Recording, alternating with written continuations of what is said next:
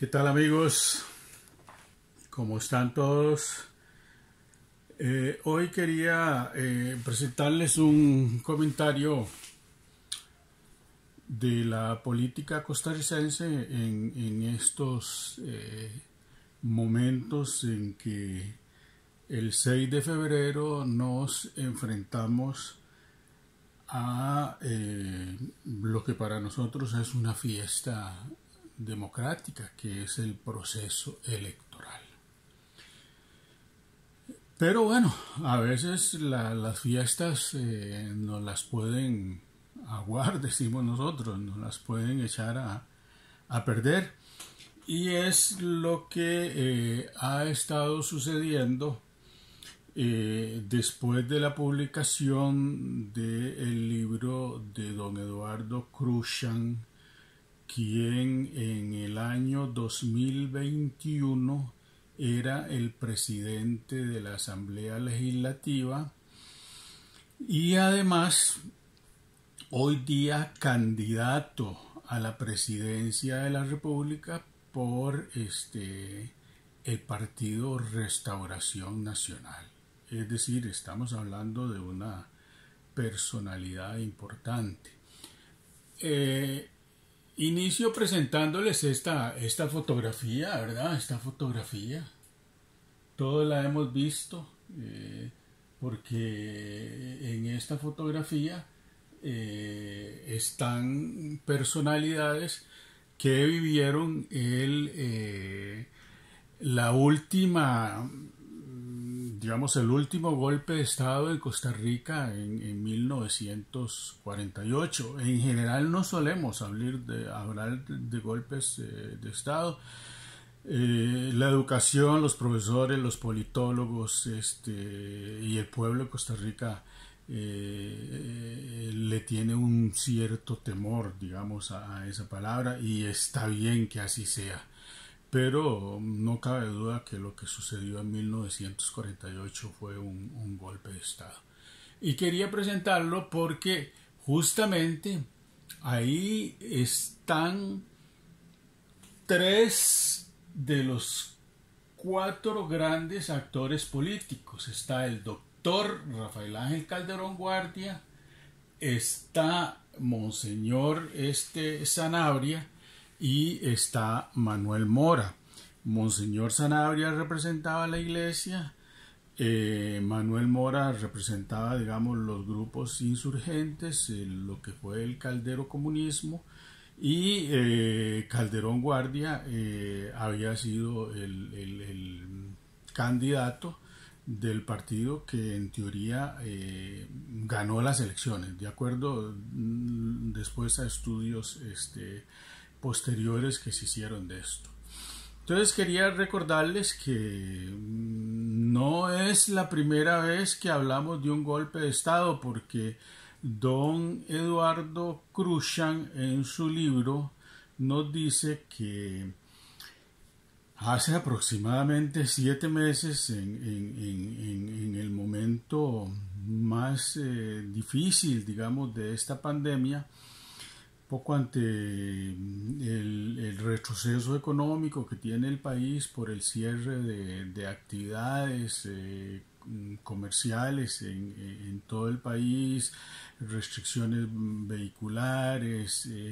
O sea, recuerden que nosotros no tenemos ejército, no es como los países que más fácilmente pueden decretar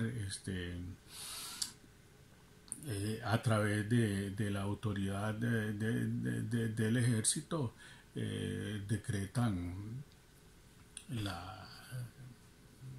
digamos, a partir de cierta hora estado como una especie de estado de sitio. Nosotros no, eran decretos presidenciales, ¿verdad? Se establecían horas y a partir de ellas se establecían multas. Entonces, en ese contexto hubo un grupo de políticos que es muy confuso el movimiento, porque lo inicia un movimiento que se llama Rescate Nacional. Bueno, los grupos insurgentes muchas veces toman nombres que suelen ser suaves para acercar a los sectores populares, quienes generalmente participan de los eventos masivamente, porque es la población mayoritaria, notablemente en un país como Costa Rica, tan desigualmente, donde los ricos son una pequeña cantidad y los pobres la mayoría de la población costarricense. Hubo evidentemente revueltas y quería mostrarles, digamos, de los temas principales. Es don Eduardo Cruxan, un abogado limonense, diputado hoy día por la provincia de Limón y por el Partido Restauración Nacional, el cual lo postuló como candidato a presidente. Y es actualmente candidato a presidente, está en plena campaña política. Y en plena campaña política publica el lunes de esta semana su libro que resume el año de su presidencia en la Asamblea Legislativa. Se llama Historia de una presidencia. Y está bien porque don Eduardo ha sido digamos un representante de una provincia que nos genera mucha riqueza, digamos, al Producto Interno Bruto de Costa Rica, pero que la inversión normalmente no se queda en la región, es succionada, digamos, por el Valle Central. Y cuando uno dice el Valle Central hay que decir quiénes, pues los empresarios, porque los empresarios tienen sus empresas en el centro del país y no en los puertos, como suele suceder en todo el mundo. Las áreas portuarias son muy ricas. Aquí es a la inversa, las áreas portuarias Punta Arenas en el Pacífico y Limón en el Caribe son áreas muy pobres. Don Eduardo representa el puerto del Caribe, el puerto de Limón. Es una región muy afectada económicamente. La institución más importante, la Junta Administrativa de Desarrollo Portuario, ha vivido en una eterna crisis. No hemos logrado, digamos, solucionar el buen funcionamiento del puerto de Limón, del conjunto portuario de Limón, ¿verdad? A Habdeba le ha sido complicado llevar a cabo su tarea, pero yo sigo sosteniendo que Habdeba tenemos que mantenerla porque es una institución regional. Incluso cuando el famoso político limonense Garrón Salazar, digamos, crea el Habdeba, no solo lo vio como un ente regional que cubriera el Caribe, sino toda la vertiente, es decir, y la vertiente Caribe en realidad empezaría donde está el río Reventazón. Así que Habdeba tiene un nombre que cubriría un espacio territorial mucho más grande, pero todo eso, digamos, solo nos lleva a un tema. Don Eduardo Cruxan, cuando escribe el libro, en uno de sus capítulos nos dice que en esos días él recibe como presidente del Congreso un sinnúmero de llamadas porque su teléfono es un teléfono abierto al público, y eso está bien. No creo que muchos diputados puedan decir eso. Generalmente los diputados, salvo excepciones, en general, como la mayoría de nosotros, tienen sus cuentas más o menos cerradas para evitar presiones, conflictos, amenazas, todo lo que suele suceder, digamos, en las redes sociales y lo que suele suceder a través, digamos, de la mensajería de WhatsApp y los instrumentos que tiene, digamos, hoy día los teléfonos inteligentes. Don Eduardo menciona que tuvo diferentes llamadas y no dice de quiénes, pero sí dice que el fin principal de muchas de esas llamadas, y notablemente de algunas, fue decirle, don Eduardo, prepare su gabinete porque vamos a dar, porque usted va a ser el próximo sucesor. Creo que nunca se usó la palabra golpe de Estado, sino usted va a ser el próximo sucesor de la presidencia de la República, lo cual significaba darle un golpe de Estado a el presidente Carlos Alvarado. Creo yo que don Eduardo, siendo un abogado y ocupando la presidencia de la Asamblea Legislativa, debió de actuar de manera diferente e inmediata. Decirle al presidente de la República, al Consejo de Gobierno, señores, tenemos que ver cómo entramos en negociaciones con las poblaciones que están levantadas por esta pandemia y que están exigiendo tales y cuales condiciones, porque particularmente yo he tenido esta oferta para ser el próximo presidente, e incluso me han pedido que empiece a buscar cuál va a ser mi equipo de gobierno, es decir, quiénes van a ser los ministros que lo van a acompañar. Don Eduardo prefirió guardar silencio, y no es sino hasta este lunes que en su libro nos damos cuenta que durante todo este periodo hemos vivido bajo una amenaza de golpe de Estado. Y evidentemente hay grandes sectores de la política costarricense, hay grandes sectores de la unión de cámaras que agrupa todos los sectores, digamos, productivos de alto nivel vinculados con los mercados internacionales, que están dispuestos a votar, digamos, al actual presidente y romper, digamos, la vida democrática e institucional e instaurar una dictadura. Ese es el fin, Y ahí se encontraron,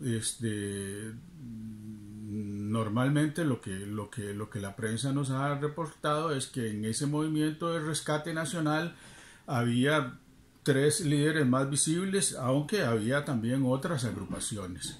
Y nos hablan de don Célimo Guido, nos hablan de don Oscar, que también es candidato a la presidencia de la República, y nos hablan, digamos, de un viejo político ex liberacionista, no sé si todavía liberacionista, pero bueno, ex candidato también presidencial de Liberación Nacional, don José Miguel Corrales. Esas 3 personas, digamos, están a la cabeza de este movimiento de rescate nacional, ¿verdad? Ese fue el grupo que estuvo, digamos, a la cabeza de esas manifestaciones, que por ejemplo en Quepos tuvieron acciones de violencia increíble, tirando cócteles Molotov, y en algún momento la misma prensa mencionó que esos grupos habían, digamos, esos sublevados, esos manifestantes, para llamarlo como es, porque todos hemos ido alguna vez a una manifestación, que esas manifestaciones habían sido penetradas por el narcotráfico, y eso sí era peligroso. Sin embargo, el costarricense y el político costarricense a veces es muy ingenuo en estos temas, y dejó pasar eso, y eso de repente nos está estallando en estos últimos días de la elección, y yo le aseguro que esto va a tener efectos, porque Célimo Guido es candidato a diputado, don Oscar es candidato a presidente y candidato a diputado. Don José Miguel sí se retiró, digamos, de la actividad política, es un hombre de edad madura, ¿verdad?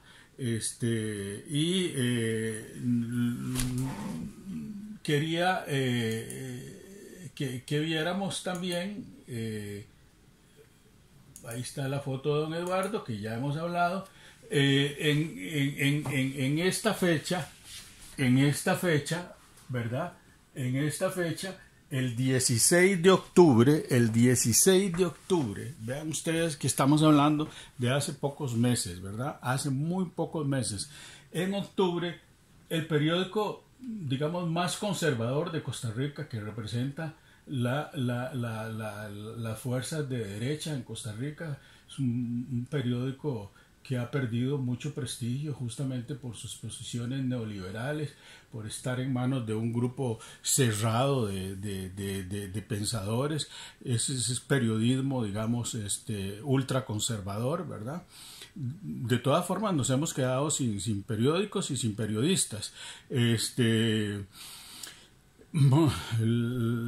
La gente pensante, digamos, de la nación ha salido de ahí, los columnistas, y no quiero entrar a decir nombres, porque hay gente que a muchos de ellos los estimo, porque son buenos columnistas, y si bien es cierto, era un periódico conservador, era un periódico que por lo menos se podía leer. Hoy día es de imposible lectura. Hay un grupo muy selecto de neoliberales, jóvenes, viejos, las ideologías no tienen edades.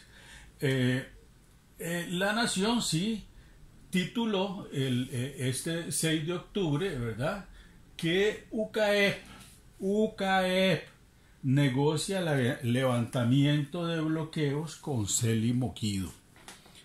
Y eso es grave, porque la unión de cámaras, ese no es su rol.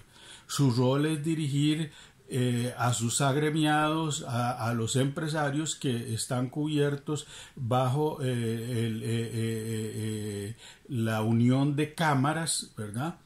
Y no tenía que inmiscuirse en un tema que era de resorte de la vida política.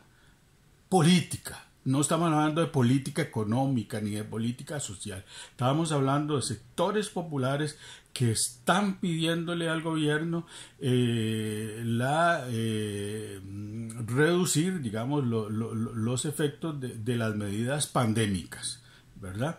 Y notablemente la restricción vehicular y los movimientos más fuertes fueron en la zona de Quepos. Entonces yo creo que aquí el expresidente de la Asamblea Legislativa, don Eduardo Cruchan, cae en un error, que es guardarse la información para un momento como este, que es el final de la contienda electoral, y salirnos diciendo que él pudo haber sido el presidente de Costa Rica, que él no aceptó la propuesta, y que dicha que fue así, que no la aceptó, porque qué peligroso que detrás de todos estos grupos estuvieran, digamos, las cámaras de comercio, estuvieran grupos de ideologías muy variadas, porque alguien me puede decir, sí, pero mire, Célimo Guido fue diputado de izquierda, sí, pero la gente un día es de izquierda y otro día es de derecha, es decir, aquí eso es tan absolutamente común, ¿verdad?, que nos deja pasmados ver cómo pudo haberse fraguado un golpe de Estado y sin que las autoridades políticas, la inteligencia nacional, el organismo de investigaciones, el OIJ, judiciales, haya intervenido de inmediato. Porque, por ejemplo, lo que se debió haber hecho a partir de la publicación de ese libro es inmediatamente hacer detener determinados grupos, ¿verdad? Pedir los teléfonos, ver el contenido de las llamadas, porque las llamadas quedan registradas, todos lo sabemos, ¿verdad? Igual haber hecho con el actual diputado Cruchan y candidato a la presidencia. Yo creo que lo que pasó es muy grave. No es cosa de que, ay, qué miedo, hubo por ahí un grupo, ¿verdad? No. Esto era en el contexto de las manifestaciones más serias que se dieron, porque fueron a Casa Presidencial, estuvieron a punto de entrar a la Casa Presidencial. El presidente de la República tuvo que salir huyendo por la parte trasera de Zapote. De manera que fue una insurrección que apeló a la violencia y que querían ir por más. Hay tomas ahí donde aparecen don Célimo Guido, don Oscar, don José Miguel Corrales, en fin, todo lo que, digamos, las cabezas que estaban detrás de este movimiento. Y vean ustedes la noticia: UCAEP negocia levantamiento de bloqueo con Célimo Guido, con una sola persona específica, ¿verdad? Pocas veces hemos visto tal intervencionismo en Costa Rica. Eso es muy peligroso, y yo quiero que esta noticia no solo se vea en el ámbito costarricense, sino en el ámbito nacional, porque tenemos que entrar ahora sí con mucho cuidado a decidir quién va a gobernar a Costa Rica, porque sabemos que detrás de la vida política de este país hay sectores interesados en un golpe de Estado, y que posiblemente esa papeleta con 25 candidatos a presidente esté mezclada y esté fraguada por todos estos sectores que son los que dominan la economía de este país, porque los hemos dejado apoderarse y organizarse y trabajar a sus anchas en contra de los sectores populares. Que tengan un buen día y preocúpense por el futuro de este país.